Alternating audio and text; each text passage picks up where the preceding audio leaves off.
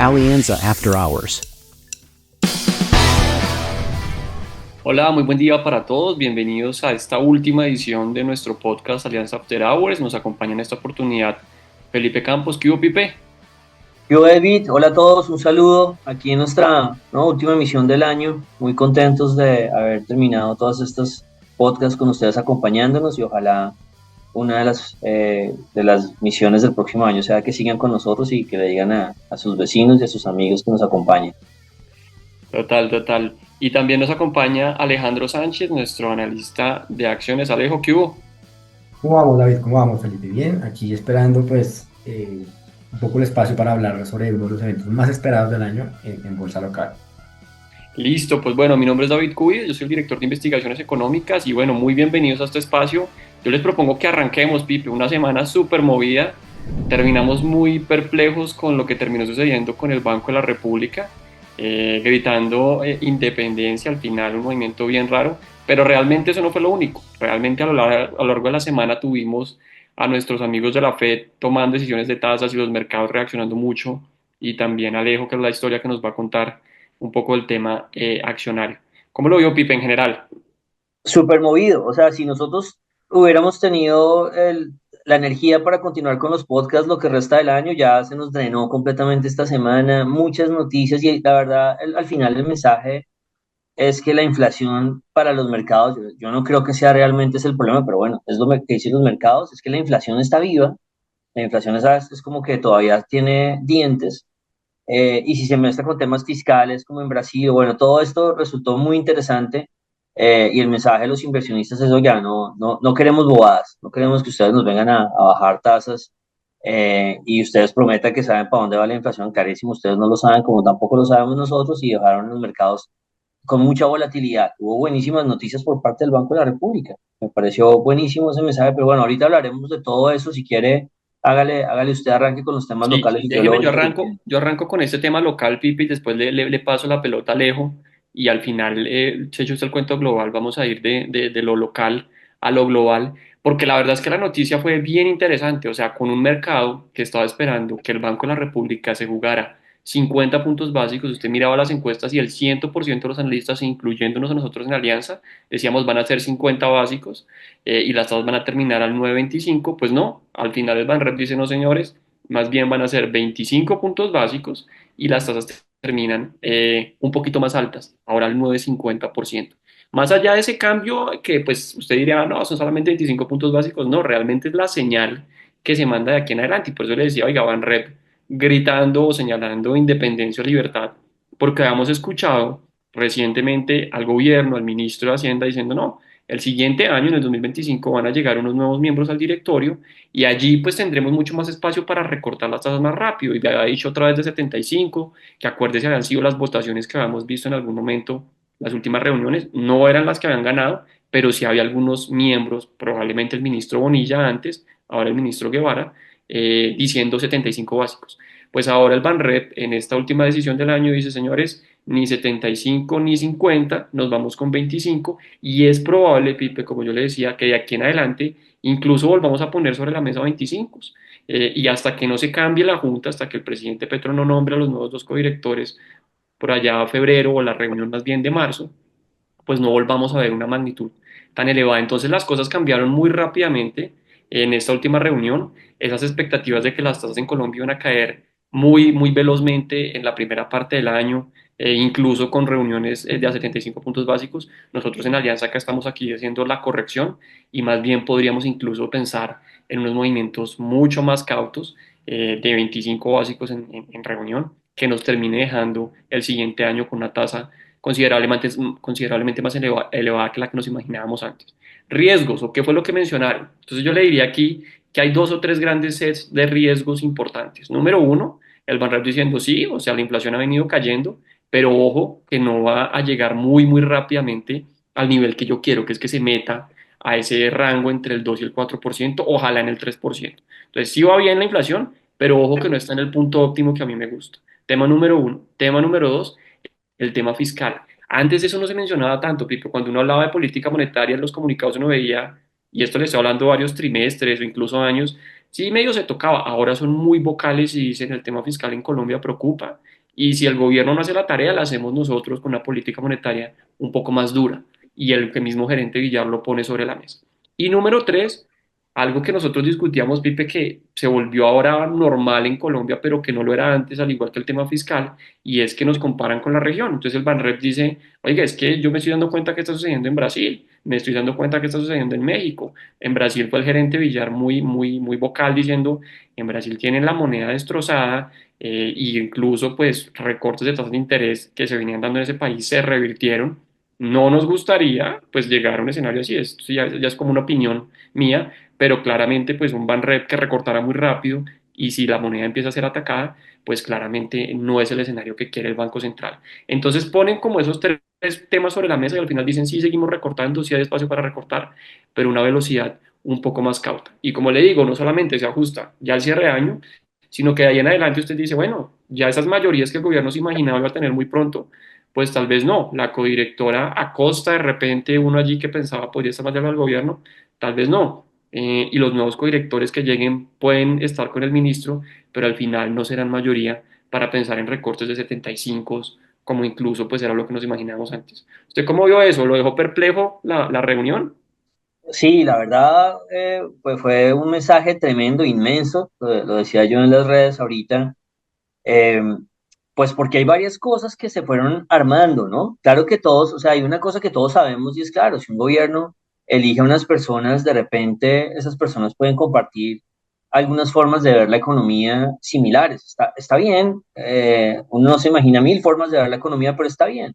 Pero de repente el ministro de Hacienda cuando dijo esto, que de repente utilizó las palabras que él no quería, pero ya da a entender un poco de, oiga, apenas nombremos a esto, nos vamos a bajar 75, que fue lo que dijo, que esa era la meta. Y esa es una forma equivocada de expresar el proceso de elegir a un codirector. Uno puede decir, oiga, al final de cuentas el codirector elegirá y nosotros creemos pues que quisiéramos a alguien que vea la economía como nosotros lo vemos, o lo puede el Banco de la República, pero al final no este tema de como que yo voy a elegir unas personas que van a hacer lo que yo esté queriendo decir, queriendo hacer. Y fíjese que aún así lo dijera de la forma más moderada posible, nunca nadie lo ha dicho antes y no ha pasado, es que realmente es que no ha pasado. Los miembros anteriores apenas son nombrados, se han comportado absolutamente libres y todos los presidentes se han quejado de la Junta del Banco de la República porque ese es el tema, es el jala entre Junta y Banco que es apenas normal, pero uno nunca ha visto a un nuevo codirector y que uno diga, uy, clarísimo, claro, uno nunca sabe qué votan, pero obviamente se nota pues uno ha visto eh, juntas del banco elegidas totalmente por un presidente, porque se han repetido presidencias y no votan a favor del presidente. Entonces, es muy extraño que lo verbalice así. Entonces, por ahí, un comentario desafortunado, pensaría yo, por el lado del ministro de Hacienda.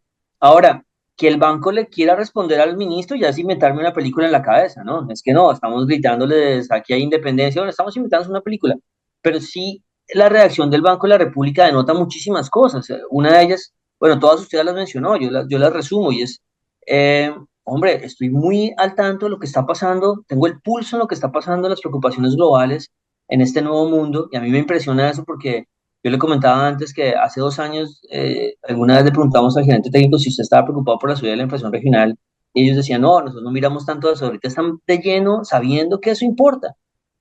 Obviamente no es tanto las tendencias macro, que de pronto eso se refería al gerente con toda la razón, que no se tienen que repetir exacto, pero sí ahora están mirando esa lucha de los inversionistas, ese miedo que tiene la gente, el tema de la inflación, o de que los bancos se equivoquen y los temas fiscales. Entonces el Banco de la República tiene el oído, ¿no? Como un buen indio apache, tiene el oído ahí en el piso y está oyendo perfectamente bien los problemas que se están dando en estos procesos de reducción de tasas que hasta la Fed le está costando bajar tasas. Si a la Fed le están atacando los tesoros y el dólar, ¿qué vamos a decir nosotros? Porque uno puede decir que no somos Brasil, pero nosotros no somos la Fed.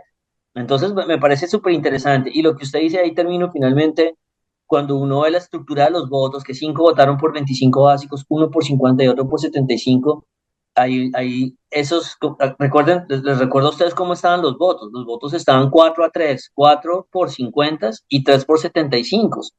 Entonces, las matemáticas que podía hacer alguien optimista del gobierno el próximo año diría, pues yo ya tengo 3,75 y vienen 2,75, luego ya tengo 5,75. No hay forma de que no haya 75 el próximo año.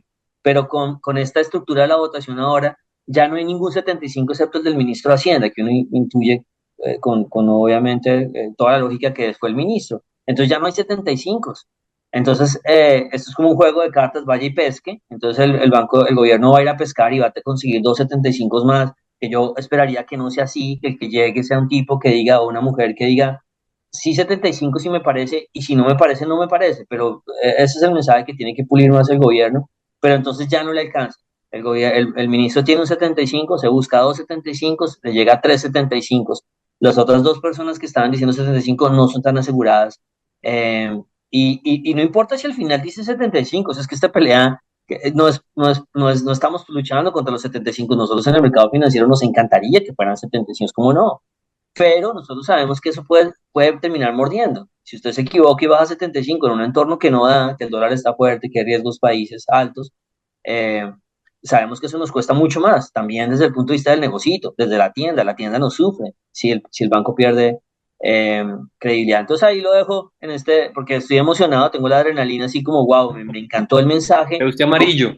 Sí, estoy exacto, con la bandera aquí, emocionado. Y no digo, vuelvo a insistir, no es que no quiera que bajen rápido. Bajen rápido si la logran, si se puede, pero que no sean automáticos, que sea porque el mercado da. Y ya el gobierno no tiene esos dos votos que creía que tenía, o sea que se queda con tres y el Banco de la República vuelve a sorprender enorme en sus decisiones técnicas. Yo le empato ese último comentario porque habrá quien dirá, no, Colombia pierde, el país pierde porque pues tasas más altas, no se reactiva la economía, eso no termina siendo tan positivo, pero yo la verdad, Pipe, creo que al final ese mensaje de institucionalidad, de mire, nosotros no dejamos hacer lo que la gente quiera, lo que el gobierno quiera, creo que termina siendo mucho más importante. Es preferible tener las tasas un poquito más elevadas, pero pensar que sigue habiendo una institucionalidad, que un Banrep sigue siendo independiente y que se va a seguir manejando de esa manera. De hecho, las calificadoras han sido muy vocales también al respecto, que la independencia del Banco Central permanezca es súper clave. Entonces, ahí yo creo que lo dejamos, muy Sí, importante. déjeme terminar una frase aquí que usted me emociona otra vez, y es que en este mundo en que todos se volvieron expertos, y entonces todo lo que hicimos los economistas es una opinión según lo que han logrado las redes, y es que cualquiera puede hablar de economía, tienen la idea de que esto es una hipótesis, de que es que el tema fiscal es un problema hipotético, pero es que usted tiene a Brasil, es que Brasil está ahí al frente, usted está viendo que si usted da los mensajes equivocados, le sale muy costoso a los ciudadanos. Entonces, esta lucha, este tema de que el banco no trabaja para las empresas y el gobierno por las personas, nada que ver. Si usted se equivoca en esta decisión, el ciudadano es el que va a sufrir. Y ahí tienen a Brasil con la inflación subiendo y las tasas de interés otra vez al 14 o al 15. ¿Cómo se van a reactivar ellos si las tasas de interés se volvieron a subir una barbaridad? Entonces ahí lo dejamos, pero no se dejen transmitir el tema de que los que piensan más en la estabilidad a largo plazo no le cae bien la gente y le cae bien son las empresas, que eso es un cuento que no tiene ni pies ni cabeza. Listo, Listo, Pipe, va a dejar démosle. que se le baje la bilirrubina entonces con esto. Y si le parece, le voy a dar la palabra aquí a Alejo. Vamos a cambiar un poquito de tercio y vamos a hablar del mercado accionario porque al final pues tuvimos la resolución de Senroque. Entonces acuérdese que estábamos viendo qué iba a suceder con Argos, con Sura. Yo creo que Alejo nos puede dar un poquito de luces ya en este último episodio del año. Alejo, ¿qué terminó sucediendo? Contémosle a la gente que nos ve y nos escucha sobre este tema. De acuerdo, después de haber separado la participación de Nutresa, pues ya se venía anticipando un poco esa necesidad de desenrocar a Grupo Sur y a Grupo Argos, se habían quedado aún todavía más enrocadas luego, después de ese proceso, y luego de ya varios meses de estudio y algunas negociaciones y movimientos, pues tenemos este que es uno de los eventos más esperados del año, y después precisamente el desenroque. Entonces, ¿cómo se va a hacer? Grupo Sura tiene acciones de Grupo Argos tiene acciones de Grupo Sura. Y en este primer paso lo que va a pasar es que Grupo Argos va a entregar la totalidad de sus acciones a Grupo Sura, estamos hablando de 197 millones de acciones, y Grupo Sura entrega las 286 millones de acciones. ¿A quién se las entrega? Se las entrega a Grupo Argos, ¿sí? Y Grupo Argos le entrega a su vez a Grupo Sura. Es cuando vamos ahí con el segundo paso, que es el de la absorción. Estas empresas, Grupo Argo recibe acciones propias, Grupo Sura recibe acciones propias y lo que hace es absorberlas. Y después, cuando se completa esta absorción, que es una contracción de capital, viene el proceso de emisión. Resulta que Argos recibió 286 millones de acciones de Sura y lo que va a hacer es volver a emitirlas, pero esta vez las emite a favor de todos los accionistas de Grupo Sura para precisamente entregarles a los accionistas de Grupo Sura la participación que un tiempo atrás tenía efectivamente Grupo Sura, pero dentro del Grupo Argos. Y de manera análoga, Grupo Sura hace lo mismo. Él emite las 197 millones de acciones que recibió y las emite a cada uno de los accionistas de Grupo Argos y así es como, digamos, se entrega. Entonces, en resumen, es que lo que hacen las dos compañías es que le entregan a los accionistas de manera directa el portafolio que tenían en la otra. Y pues como consecuencia de este movimiento, eh, todos los accionistas preferenciales, tanto ordinarios, se acrecientan a aproximadamente un 20%, que es lo que se reduce el número de acciones para cada una de las compañías. Listo, no, ahí yo creo que estuvo súper bien explicado. Alejo, tema de implicaciones de mercado, ya un poquito más de mediano plazo. ¿Nos Sí, imaginamos exacto. algo, alguna reacción? Como reacción, digamos, inicialmente subieron más las acciones preferenciales de Grupo Sura, que tienen un fuerte descuento. En general, fue un beneficio para las acciones preferenciales, aunque sí a mediano plazo, que es como lo más relevante, es que, bueno, Grupo Argos queda enfocado, queda sin ningún tipo de participación directa o indirecta en Grupo Sura, porque las acciones de Cementos Argos, pues, también se van a escindir y son las que se van a repartir, y Grupo Sura queda enfocado 100% en el negocio financiero. Eso trae varias ventajas, porque bueno, se incrementa el flotante de los accionistas, de todos los accionistas, lo que beneficia mucho, especialmente al Grupo Argos, porque aumenta su probabilidad de ser elegida en índices internacionales como el de MSCI de mercados emergentes, que es un tema estructural de la bolsa local y que nos conviene mucho. Y también el hecho de que el Grupo Argos esté especializado en infraestructura y Grupo Sur en el sector financiero, pues es más fácil para los inversionistas internacionales elegir a Grupo Sura, a Grupo Argos, porque bien, ustedes saben que en esta industria, pues uno compra una acción de una empresa y busca estar expuesto a un sector específico, no a una empresa que esté metida en todo. Entonces, es mucho más fácil para un inversionista internacional que quiere exposición en infraestructura entrar en Grupo Argos, porque no tiene ya un pedazo que está en el sector financiero, y lo mismo para Grupo Sura en el sector financiero y no está revuelta con el sector real. Zapatero, zapatero a tus zapatos, básicamente.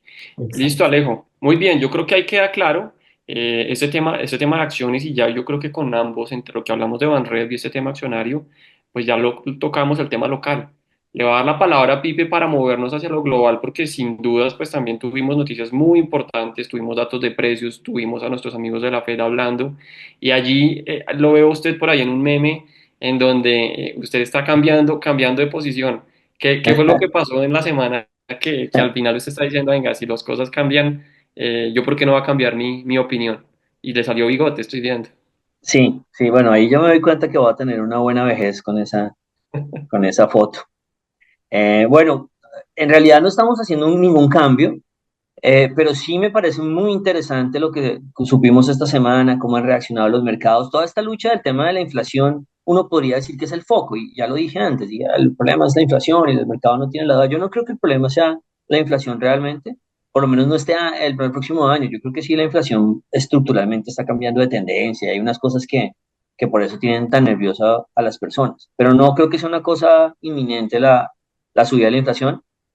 Pero eso es lo que tiene el mercado en la cabeza. Pero a mí me ha llamado mucho más la atención es cómo está reaccionando el mercado a pequeños cambios en la inflación y le comienza a dar algunas señales a uno de, por ejemplo, cómo lo quiere resolver el mercado los próximos trimestres. La fortaleza del dólar me ha llamado muchísimo la atención, aunque nuestra recomendación de techo de dólar se ha dado súper bien, ¿no? Todas las noticias negativas llegaron y aún así aguantó la recomendación de techo de dólar de este año que la dijimos un día después de que hizo 4.500. Así que la recomendación fue buenísima, pero yo no puedo dejar de ver esta fortaleza ahora en el mundo y no comenzar a pensar si el mercado no nos está mostrando sus cartas. Esto es un juego de póker y yo siento que esta semana nos mostraron cartas. Entonces, bueno, les cuento la historia rápidamente.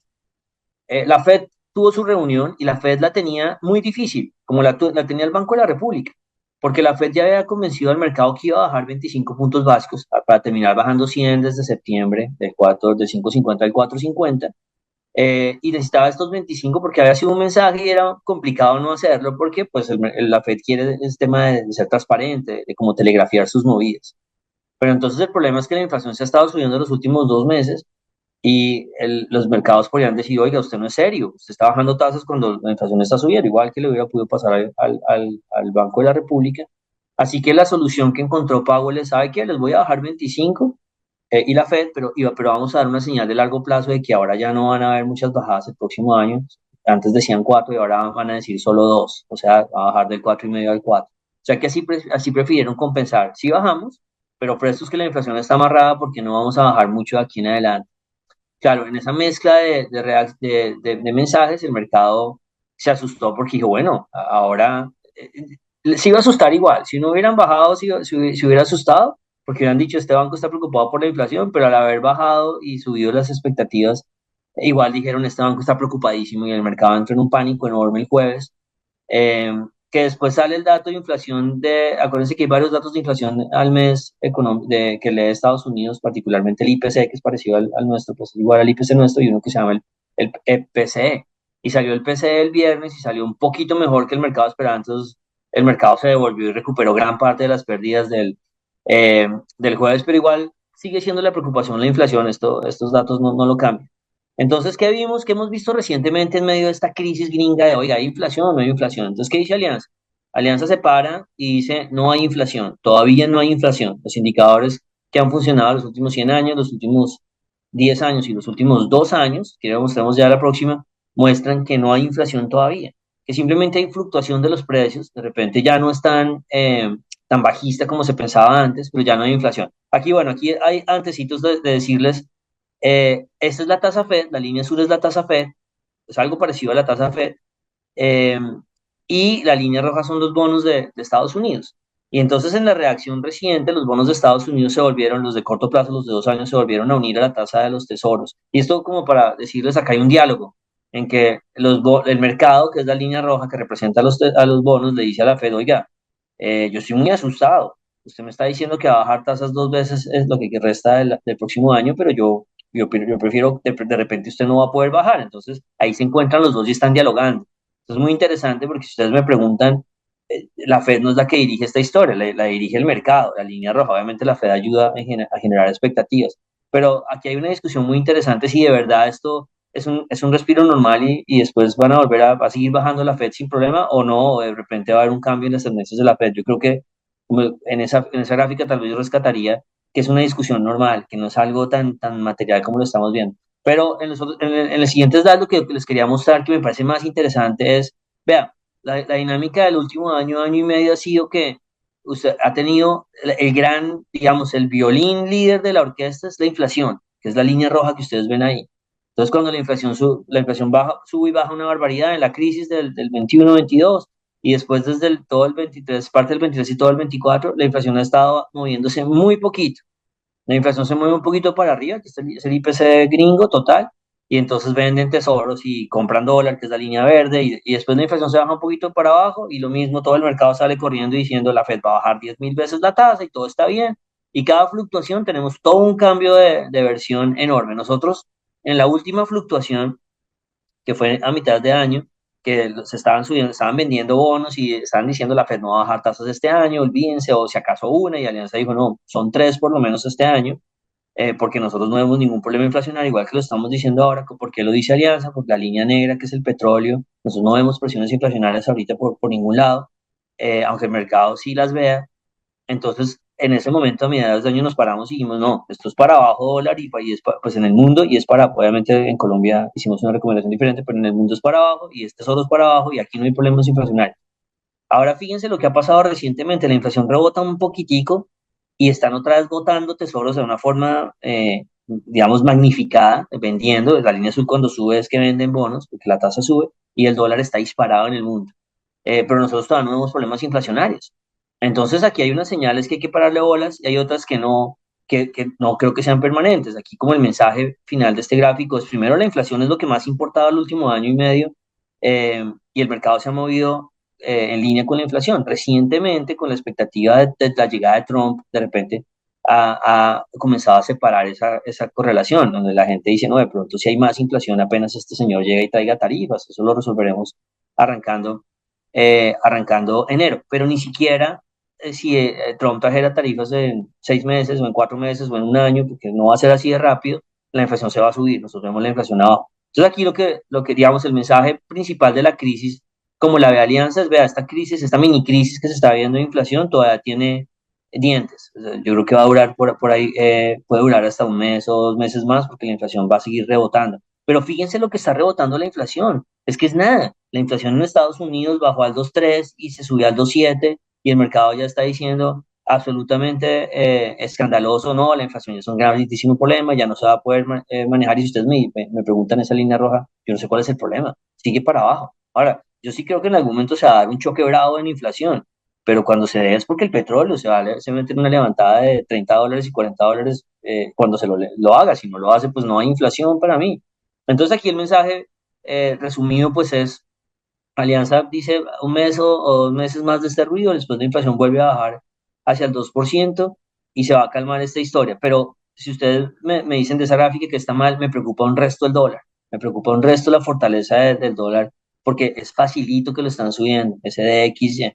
Y aquí entonces me pone a pensar un poco de, oiga, ¿cómo quiere el mercado resolver todos los problemas? Pues con un sesgo más hacia la compra de dólar. Y aquí tenemos que pensar también que el otro lado del DXY, pues es Europa, es Japón, pues son países con muchos más problemas. Entonces me llama muchísimo la atención y yo al DXY le hago mucho caso. Yo siempre digo, oiga, cuando usted esté, cuando yo voy, si yo soy malísimo en los cócteles, porque los cócteles la gente quiere que uno le cuente el detalle y entonces dicen que este ministro dijo esta cosa y entonces es este problema, no sé, de los chips, en yo no sé, donde a la gente le gusta esas cosas específicas. Para mí lo más importante para hablar de los mercados internacionales es la dirección del DXY y eso pues eso en un cóctel nunca va a vender, eso es aburrido. Pero a mí me preocupa mucho que el DXY, que el dólar en el mundo esté subiendo tan fácil.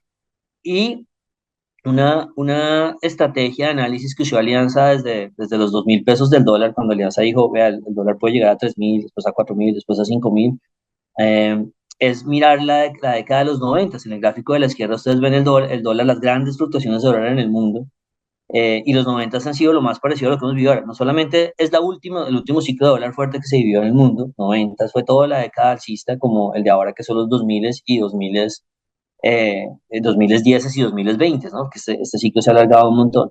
Pero la forma como terminaron los 90 es muy interesante, con una burbuja tecnológica, eh, tuvo un problema de crisis de petróleo de oferta que también nosotros lo tuvimos en el 16, y al final cuando ya llegaron, cuando con desempleo se comenzó a deteriorar y comenzaron a ver los últimos, digamos, choques de volatilidad, que es lo que estamos viviendo ahora, el mercado lo resolvió comprando dólar en el siguiente año, en el año de recesión por aversión al riesgo.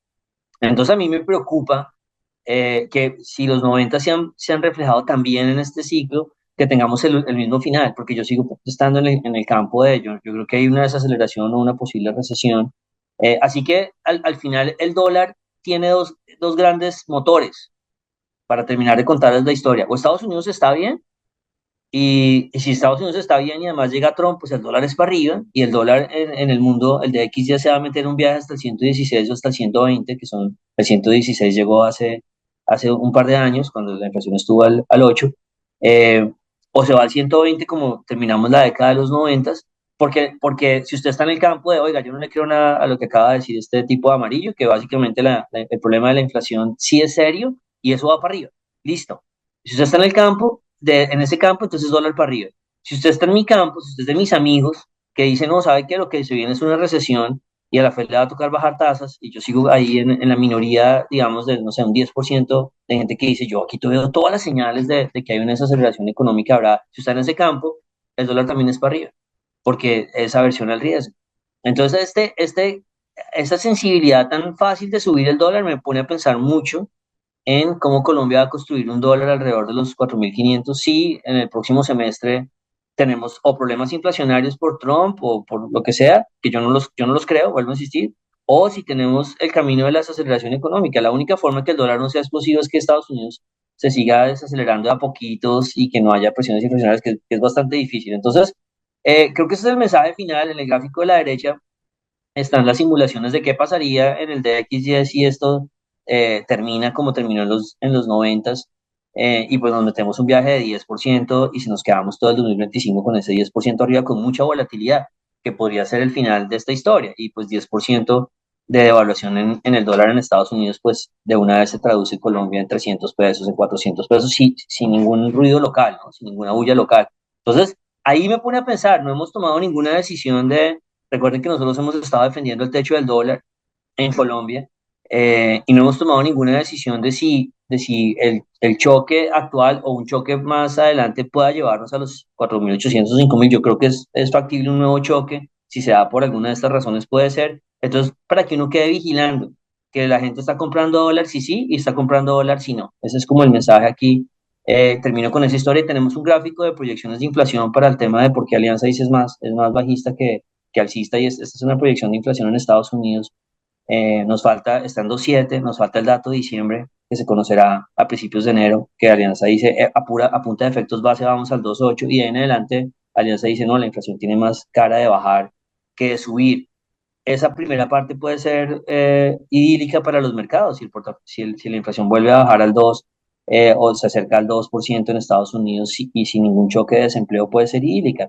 Pero lo que yo les digo, vigilemos el tema, y puede ser dólar abajo, ahí no habría problema, pero vigilemos el tema del desempleo también en el otro extremo. Entonces ahí termino esa primera Venga, historia, como si tratando quieres de yo le hago un transmitir comentario. como me puse de Keynes, mejor dicho, hágale, hágale. Sí, no, eso le iba a decir. Entonces, porque Pipe, nosotros las cosas no han cambiado y nosotros seguimos siendo pues muy transparentes con nuestros clientes y con nuestros amigos que nos ven y nos escuchan, y nosotros creemos como en esa casa de los tres pisos, ¿no? Entonces, lo global, lo regional y lo local. Usted lo que nos está diciendo aquí es, yo lo global y lo regional incluso lo estoy viendo un poquito más embolatado. Y al final, pues, siendo transparentes, siendo consecuentes, pues deberíamos meterle esa presión también a la tasa de cambio en Colombia. Eso básicamente, Pipe, como para simplificar a la gente, ¿en qué se va a traducir en el dólar? O sea, esos rangos, esos niveles para Colombia, usted Sí. dice, mire, ¿hacia dónde nos podríamos mover? Listo, o sea, lo que usted acaba de decir me parece súper importante, y es, hombre, nosotros nunca vamos a hacer, y yo he visto analistas hay unos libros sobre analistas que son supremamente interesantes, como hay uno que se llama, no sé, analizando a los pronosticadores, y cuenta la historia de un tipo que le pegó 5 años perfecto al mercado, y el man se la creía completamente, y en sus presentaciones él se disfrazaba de Drácula o salía de un cofre, o sea, el man estaba sí, como enajenado en que él crea que podía leer el futuro. Históricamente los analistas que le pegan a las cosas generalmente tienen rachas de 5 años porque leen algo que los otros no lo vieron y ya la siguiente no la leen. Entonces hay que estar siempre muy centrado. Alianza ha sido súper alcista dólar 8 o 9 años, después hemos contado desde los 5.000 que esto se va a lateralizar, pero hay que estar muy centrado en que nos hizo pensar Alianza originalmente, que el dólar era para arriba y era nuestra visión del DXY y toda esta historia. Entonces yo no la dejo de lado. Si yo me despertara hoy y no estuviéramos con la historia de Alianza, ve el dólar a 4.000, y lo sigo viendo, yo creo que hay un cambio cíclico. Yo veo las variables y veo al DXY, veo al dólar canadiense y a las monedas regionales, digo, bueno, hay un riesgo. Y ya para responder su pregunta es, si yo veo que el movimiento del DXY continúa, o sea, ahorita se descansó porque salió el PC y bueno, se calmó y bla, bla, pero si continúa, yo veo varias razones materiales para que el dólar quiera rellenar el otro espacio. O sea, nosotros hemos dicho, es un libro de colorear. Para Alianza del Dólar es un libro de colorear, en que usted colorea entre el 4.000 y el 5.000. Y nosotros le vamos dando con suerte la línea que hay que colorear, la línea punteada. Entonces, lo que dijimos en junio es, vea, coloreé entre el 4.000 y el 4.500, ¿no? Eso fue lo que hicimos en la recomendación y ya se dio. Yo estoy pensando si uno debe colorear arriba del 4.500, y para mí depende mucho del DXY, si va a mantenerse por encima de los 107 y va a darnos unos sustos adicionales, y por supuesto depende de que el peso mexicano y el real brasilero, estos máximos históricos que están rompiendo en el real, el 6, que pues es la gran crisis regional, y las dos monedas que mayor correlación tienen con Colombia en el mundo son Brasil y Noruega. Eh, entonces, que Brasil recupere el 6 y que México recupere los 20 que los mandaron ahí después de la aprobación de la reforma de la justicia. Entonces, no es que nos estemos cambiando en el tema de la defensa del techo. Yo diría que ya terminó el año, como que lavémonos las manos un poco, y ya terminó la recomendación de la defensa del techo, pero vamos a estar evaluando si creemos que hay que colorear la parte de arriba sin que hayamos mandado un documento en una recomendación oficial para esa segunda parte, digamos, y el comienzo del año. Sí, esa recomendación que hay en stand-by y obviamente pues nuestros clientes la recibirán una vez pues ya hagamos las condiciones exactas para decir, mire, esto es el trigger, tal nivel se rompe y sobre eso pues recibirán ese nuevo call de alianza. Listo, Pipe, yo creo que dejamos ese tema de la receta técnica, pero yo creo que seguimos con usted, si le parece, hablando un poquito del meme de la semana. Usted ya hablaba de lo que está sucediendo a nivel de Estados Unidos, pero a nivel regional, y en la región sí que estuvo muy candela Brasil. O sea, aquí sí de verdad las cosas van muy, muy El, locas.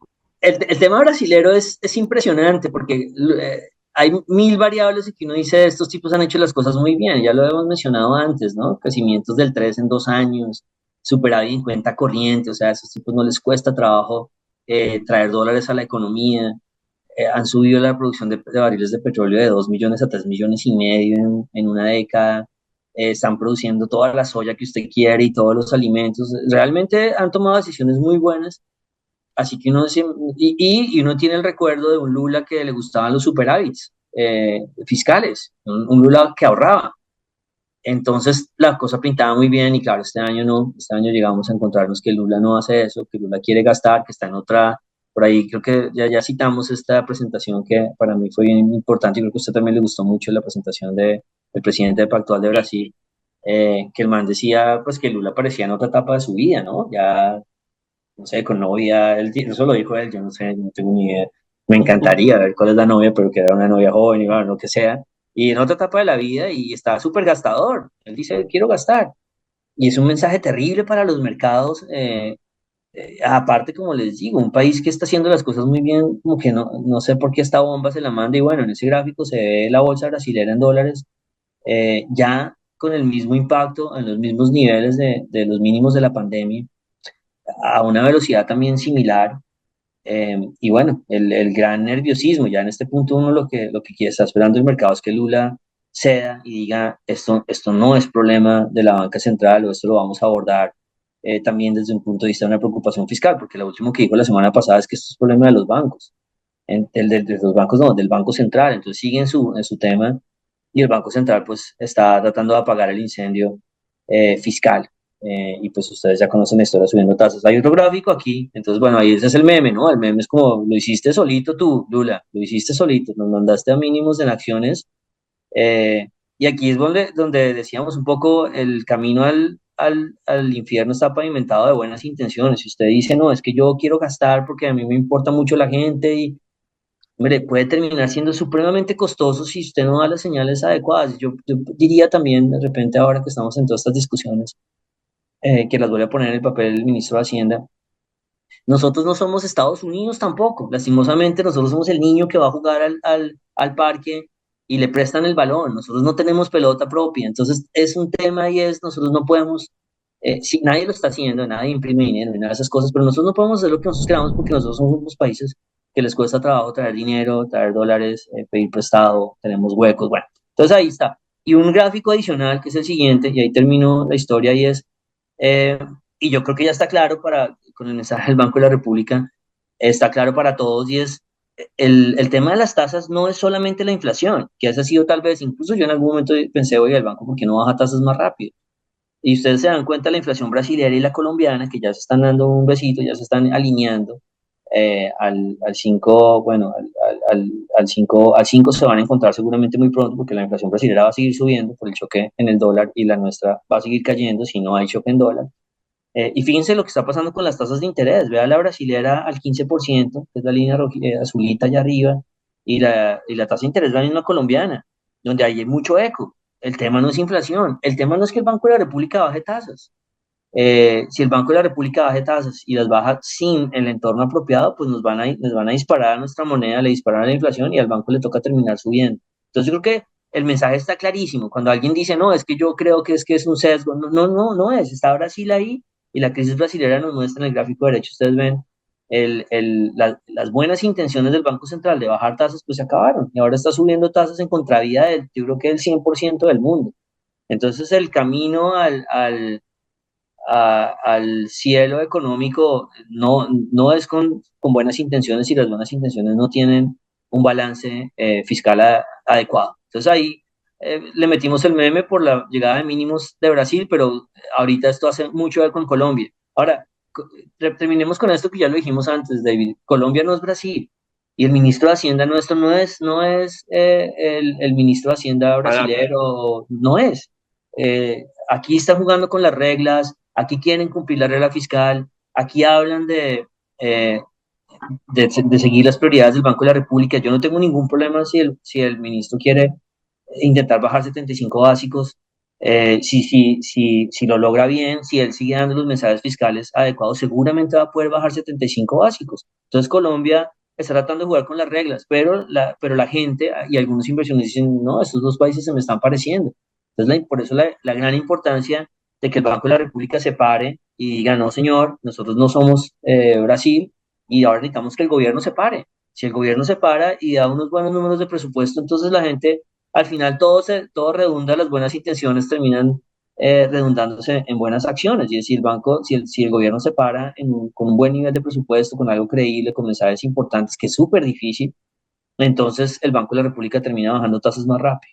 Entonces todo se vuelve Yo positivo. creo Entonces, que bueno, ese dele. meme Pipe ahí nos aplica. Lo sentía usted como queriéndolo traer otra vez para Colombia, Brasil, pero déjeme le hablo de Colombia, la lección para el Banco Central y el gobierno, ¿no? Que es, ojo que puede usted querer recortar y mejorar la condición crediticia, pero bueno, a punta de anunciar gasto, de anunciar poca independencia del Banco Central, claramente esa no es la manera.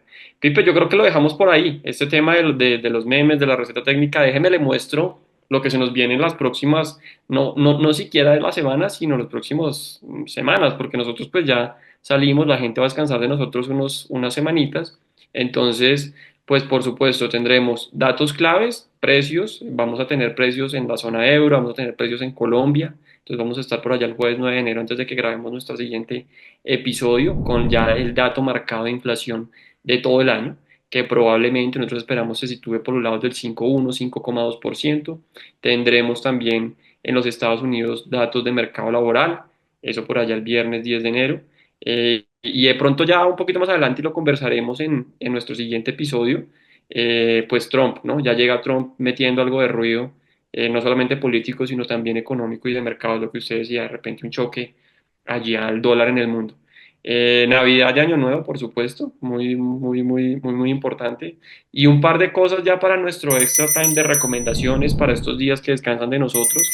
Aquí les traemos como dos planes. Yo quiero que de repente usted nos hable del plan para grandes. Tenemos plan para familia, plan para niños. No sé si el de Mufasa es solo para niños porque pues yo me lo iría a ver tranquilo. Ese tema del Rey León me trae muy buenos recuerdos.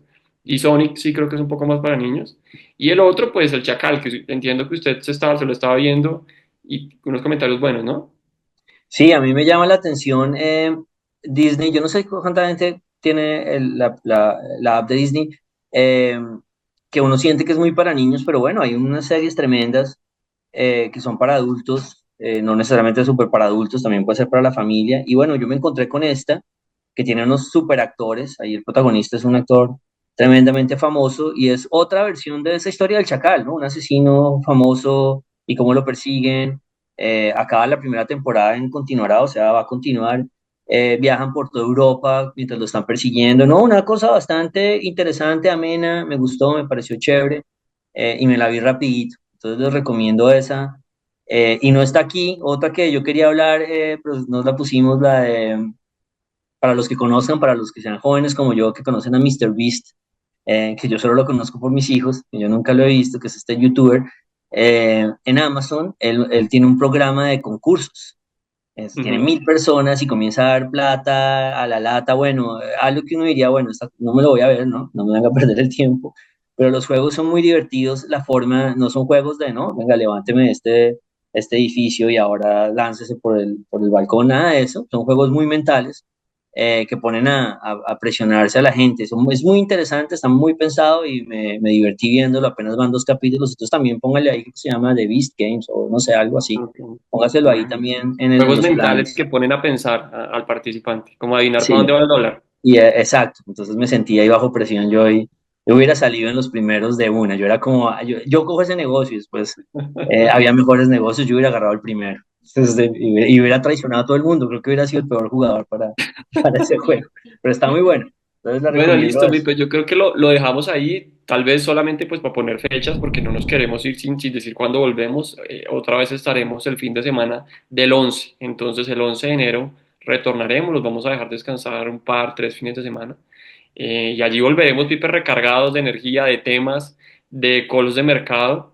Y pues bueno, por supuesto agradecerles a todos nuestros oyentes y personas que nos acompañaron a lo largo de este año, con unos resultados muy, muy buenos en este producto. Entonces yo le diría, Pipe, ¿usted qué tiene ya para Sí, decir para no, despedirse de la no, gente? vamos a descansar un poco, sobre todo ya les habíamos dicho, queremos generar escasez de podcast para que el podcast suba de precio, ¿no? De la forma más básica.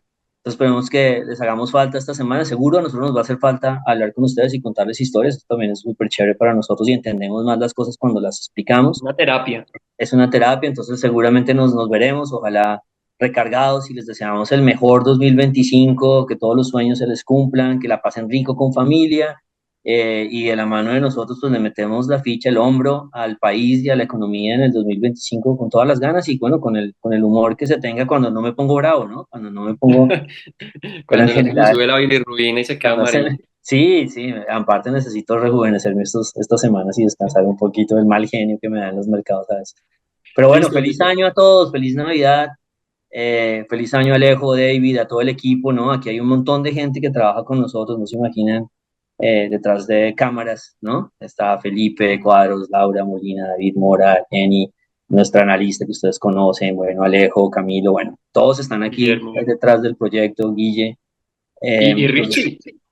y Richie, nuestro vicepresidente que también está detrás del producto y todo el equipo de mercadeo. Bueno, hay un montón de gente, ustedes al final solo ven dos gatos y a veces tres gatos y nada más, pero pues nos ayudan muchísimo. Entonces, bueno, gracias a todos y un súper año y súper fiestas.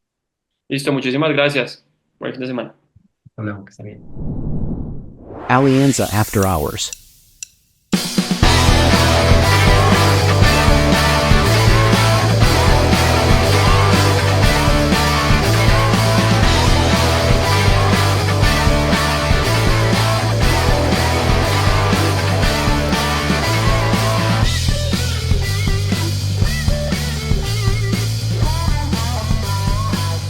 Nada de lo que se discuta aquí debe ser considerado como recomendación profesional para realizar inversiones. Las opiniones aquí expuestas no buscan imponer términos ni condiciones comerciales o legales ni tampoco se constituyen en suministro formal de información al mercado de valores. Adicionalmente son opiniones personales y no representan las de Alianza Valores o Alianza Fiduciaria. Se recomienda consultar con un asesor comercial que entienda sus necesidades de liquidez, horizonte de inversión y perfil de riesgo antes de invertir en mercados financieros. Escuchar el podcast de Alianza puede tener efectos secundarios como ser muy sesgado en dólar, ver figuras técnicas en la naturaleza y hablar de inflación en reuniones familiares.